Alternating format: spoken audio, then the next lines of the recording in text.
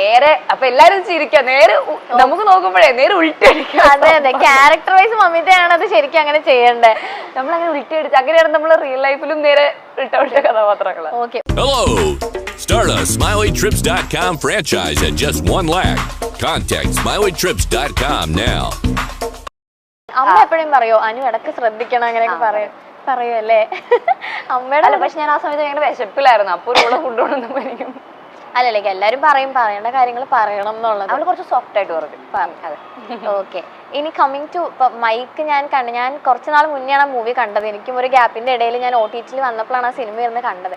ഭയങ്കര എന്താ പറയാ, അനുവിന്റെ ഭയങ്കര ഒരു ചേഞ്ച് ആയിട്ടുള്ള ഒരു മൂവിയായിരുന്നു. അനു തന്നെ പറയണ പോലെ നമുക്കൊക്കെ ശരിക്കും എല്ലാവർക്കും ഉണ്ടാവും ബോയ്സ് ആയിരുന്നെങ്കിൽ എന്നുള്ളൊരു തോട്ട് ഉണ്ടാവുന്ന ഒരു സംഭവം.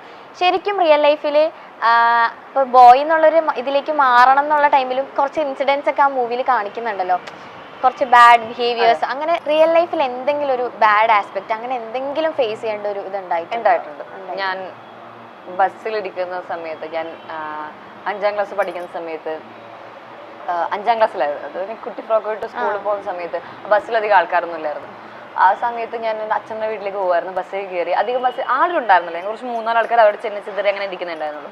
അപ്പോൾ ഏതൊരു പുള്ളി ബാക്കിൽ വന്നിരുന്നു, അങ്ങനെ വിളിച്ച് അങ്ങനെയായിരുന്നു. അപ്പം എനിക്ക് അറിയുന്നവർ എൻ്റെ ഒരു ചേച്ചിയുടെ അടുത്തിരിക്കുന്നുണ്ടായിരുന്നു. അപ്പോൾ ഞാൻ തിരിഞ്ഞു നോക്കുന്ന സമയത്ത് പുള്ളി അവിടെ ഇരിക്കുന്നുണ്ട്, എനിക്ക് അറിയില്ല എന്നെയാണോ വിളിക്കുന്നത്. അങ്ങനെ കുറേ പ്രാവശ്യം വിളിച്ചുകൊണ്ടിരുന്നു. ഞാൻ ലിറ്ററലി നോക്കുന്ന സമയത്ത് you was literally masturbating in front of me, ബാക്കിൽ നിന്ന്.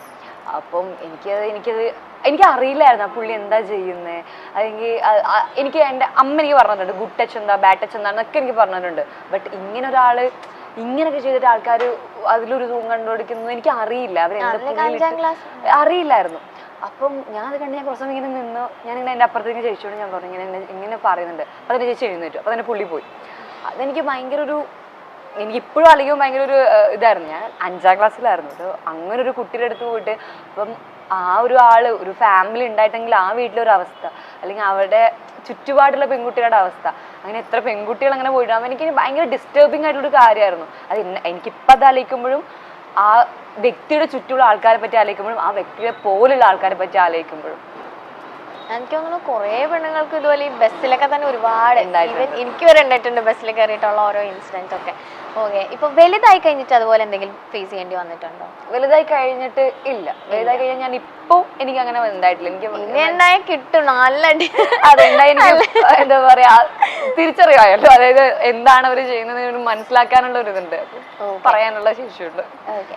ഇപ്പൊ അനുവിന്റെ റീസെന്റ് ഇപ്പൊ എവിടെ പോയാലും ജസ്റ്റ് ഒന്ന് പുറത്തേക്ക് ഇറങ്ങിയ പോലും എനിക്ക് തോന്നുന്നു അനുവിന്റെ വീഡിയോസ് എല്ലാം സോഷ്യൽ മീഡിയയിൽ വൈറലായിക്കൊണ്ടിരിക്കുകയാണ്. അപ്പോൾ ഞാനിങ്ങനെ താഴെ വായിച്ച കുറച്ച് കമന്റ്സ് ആണ്, എനിക്ക് അങ്ങനെ തോന്നിയില്ല. പക്ഷെ ഞാൻ അനുവിന്റെ അടുത്ത് ഓപ്പൺ ആയിട്ട് ചോദിക്കുകയാണ്, എന്താ ഈ അനുവിന് ഒരു ഡ്രസ്സിങ്ങിൽ കോൺഫിഡൻസ് ഇല്ല എന്നൊക്കെ പറഞ്ഞിട്ട് ഒരുപാട് പേര് കമന്റ് ചെയ്യുന്നു. ഞാൻ ശരിക്കും ചോദിക്കാം, അനുവിന് അങ്ങനെ ഉണ്ടായിരുന്നു? എനിക്ക് തോന്നുന്നു ആളുകൾ അങ്ങനെ ചിന്തിക്കുന്ന, ക്യാമറ വരുമ്പോൾ അനു ഇങ്ങനെ നിൽക്കുന്നു, കാരണം അവർ കാണുന്ന ഒരു വിഷ്വൽ എന്ന് വെച്ചാൽ അവിടെ ഞാൻ ഇരിക്കുന്നു, ഒരു ക്യാമറ വെക്കുന്നു. പക്ഷെ അങ്ങനെയല്ല, അവിടെ ഇരിക്കുമ്പോൾ ഒരുപാട് ക്യാമറ ചുറ്റുമുണ്ട്. അപ്പൊ നമ്മൾക്ക് എന്ത് ചെയ്യണം, ഇങ്ങനെ ചെയ്യണോ അങ്ങനെ ചെയ്യണം, നമ്മളൊന്നും നമുക്ക് മനസ്സിലാവില്ല. Not because of our dress. ഞാൻ ഇട്ടിരിക്കുന്ന വസ്ത്രത്തിന്റെ അല്ല, ഞാൻ എല്ലാ ഡ്രസ്സും കൊണ്ടുന്ന ആളാണ്. എല്ലാത്തിലും എങ്ങനെയാണ് പുറത്തുനിന്നൊരു വ്യക്തി അത് വസ്ത്രം കൊണ്ടാണ് ഞാൻ അൺകംഫർട്ടബിൾ ആയിരിക്കുന്നത് പറയാം. മേ ബി എനിക്ക് അവിടെ എന്തെങ്കിലും ഇൻസിഡന്റ് ആയിരിക്കാം, അങ്ങനെയൊക്കെ ആയിരിക്കാം. അപ്പം ഞാനൊരു വീഡിയോ എടുക്കുന്ന പറയുമ്പോൾ എന്റെ മുന്നിൽ മൊത്തം ക്യാമറാസ് ആണ്. ഞാൻ ഇങ്ങോട്ട് തരും മൊത്തം ആൾക്കാരാണ്. അപ്പൊ ഞാൻ ഒരു കോൺഷ്യസ് ആയിട്ട് ഇരിക്കുമ്പോഴാണ് ആൾക്കാർക്ക് അത് അൺകംഫർട്ടബിൾ ആയിട്ട് തോന്നുന്നത്.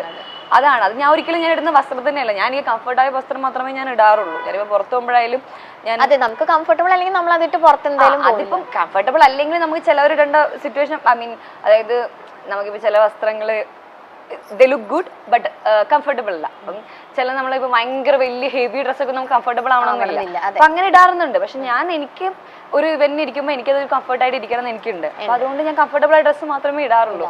ബട്ട് അതൊരിക്കലും എന്റെ ഡ്രസ്സിന്റെ കൊണ്ടല്ല, എനിക്കതൊരു എന്താ പറയുക, അങ്ങനെ ഇരിക്കുന്ന ഞാൻ കോൺഷ്യസ് ആവുമ്പോൾ അൺകംഫർട്ടബിൾ ആയിട്ട് ആൾക്കാർക്ക് തോന്നുന്നതാണ്. അല്ല, ഞാനും ഇങ്ങനെ കുറെ കമന്റ്, അപ്പൊ ഞാൻ ചോദിക്കണമെന്ന് വെച്ചാൽ അങ്ങനെ തന്നെ എഴുതി വെച്ച അല്ല, ഞാൻ ഒരിക്കലും ഞാൻ ഇടുന്ന വസ്ത്രത്തിൽ ഞാൻ കംഫർട്ടബിൾ അല്ല.